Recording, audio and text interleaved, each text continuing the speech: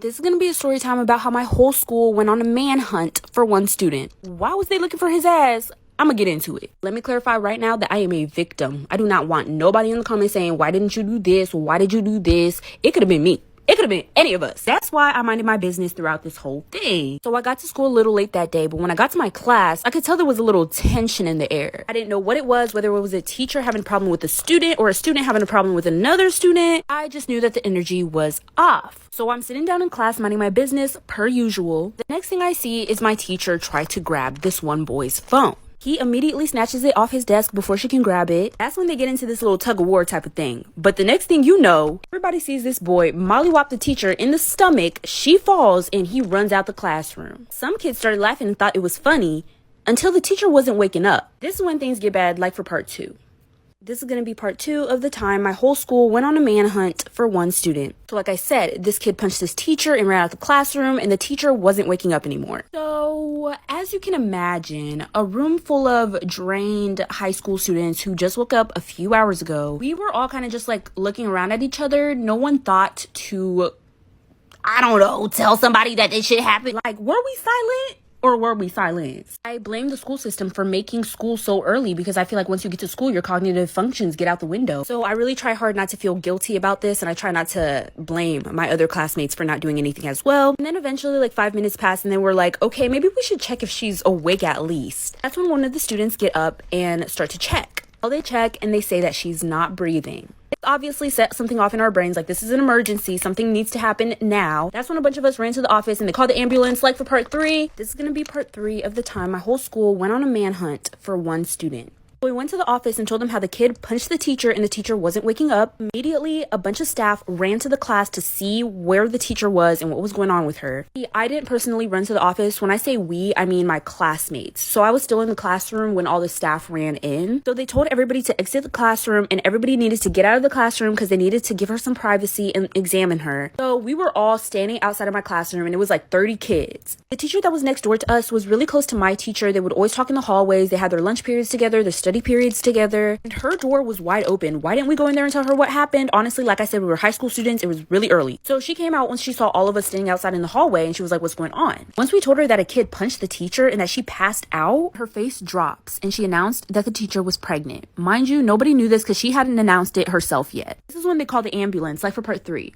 This is going to be part 4 of the time my whole school went on a manhunt for one student. So now everybody knows that this teacher who is passed out on the floor and is not waking up is pregnant. That's when they decided to call the ambulance. I'm guessing they didn't call the ambulance earlier because they were waiting to see if they could try to get her to wake up. They went ahead and put the whole school on lockdown. Nobody was allowed to leave their class, and me and my classmates went into the teacher's classroom next to us. We were sitting in the classroom for like a couple hours, and throughout these couple of hours, what we were hearing outside of the classroom was complete chaos. There was a bunch of cops, a bunch of cop radios, there was dogs. We heard a bunch of yelling and running, and that's when the announcements go off once again. And that's when they announce that they're looking for that kid and they can't find him anywhere in the school. And they're gonna let the day go back to normal, but if anybody sees him, to report it. At this point, everyone at school already knew what happened because of social media, and once they heard on the announcements that they had permission to look for the kid, lots of kids took that as this is a scavenger hunt. When I say lots of kids, I mean the whole school, like for part 5. This is going to be part 5 of the time our whole school went on a manhunt for one student. So once they announced to report the kid who punched the pregnant teacher in the stomach if we see him throughout the school day, lots of kids took that as find him and bring him to me and started hunting him down. I mean, like, as they should. So anyways, yeah, complete chaos broke out. As soon as that bell rang, child, you would be able to leave school and nobody would notice. Everybody was in the hallways. People were looking under the stairwells. They were checking in the janitor's closet, opening up doors that they shouldn't be opening. And with everybody looking for this kid, we found him pretty fast. We did what the police and police dogs couldn't do. This kid was hiding in the band room under the band instructor's desk. They found him and arrested him on school property. We got word that that teacher did in fact lose her baby, but she was okay and she was alive, but she chose not to work at that school again. But she never came back, and I don't know, I think that kid is still in prison.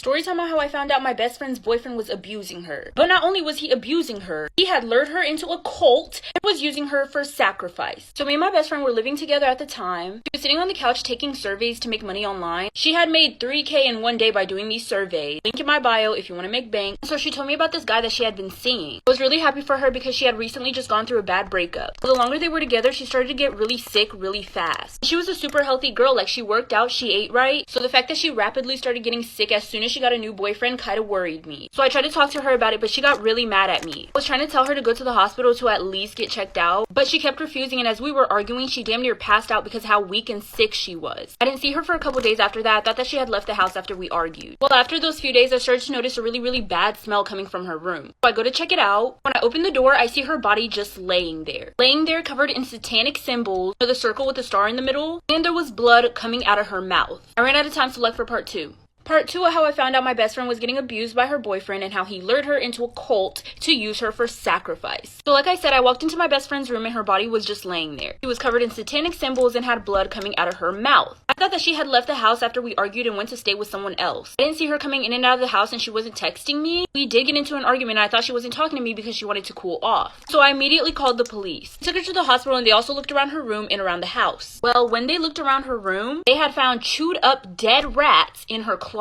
They had found out that it was her eating those dead rats when she had went to the hospital, and they found it in her system. She ended up being in a coma. The police seemed really suspicious of me and was asking me a lot of questions. It does make sense because I was the last person to be seen with her. Well, a few days later, I get a knock on my door. It's the police. They arrested me on suspicion of trying to kill my own best friend. But not because they were suspicious of me, but because my best friend's boyfriend had told the police that my best friend had told him she had overheard a conversation while I was on the phone about me trying to get rid of her for good. Part 3 of how I found out my best friend was getting abused by her boyfriend and he had lured her into a cult to use her for sacrifice. The police had showed up at my house and had arrested me for suspicion of trying to murder my own best friend, because my best friend's boyfriend had told them that I had a plan to get rid of her for good. So police took me into custody. Apparently, my best friend's boyfriend had evidence against me, which was a note that she had written saying that I had a plan to get rid of her, which she had given to her boyfriend, who didn't know what to do with it until now. She had signed that note. They had checked the signature, handwriting, and the way that the letter was written with her parents just to make sure that it was really her. And her parents said, yes, this is 100% her. Mind you, I was completely innocent. Whatever she wrote in this letter was not true. My best friend is not the type to make up lies like that, especially about people who are really close to her. That's when I knew that her boyfriend definitely did something. Well, a miracle happened, child. A miracle happened. My best friend woke up from her coma. She said she was done being brainwashed by her boyfriend and she was ready to tell the police everything about the truth.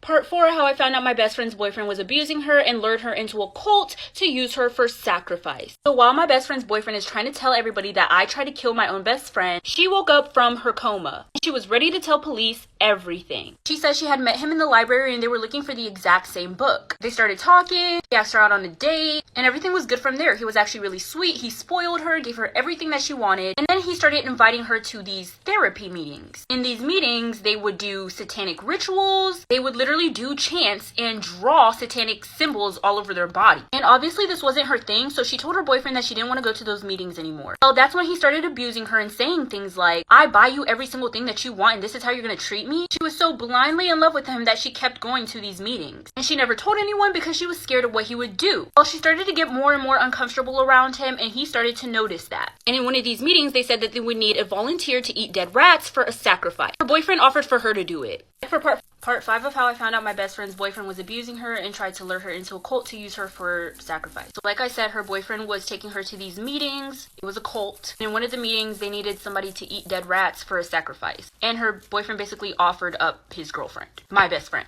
What the sacrifice was for, I have no idea. Anyway, so yeah, she's eating the dead rats and shit. And basically eating all these dead rats was supposed to like kill her. And he basically told her if he didn't eat the dead rats, then he would get his guys from the meeting to do something to her. Well, eventually the day of the sacrifice came. So one day he forced her to write the note. He was the one who forced her to write it. She didn't write it herself willingly. To basically say that it was me who put her in a coma and it was actually him, so he didn't get in trouble. They arrested him and he went to jail.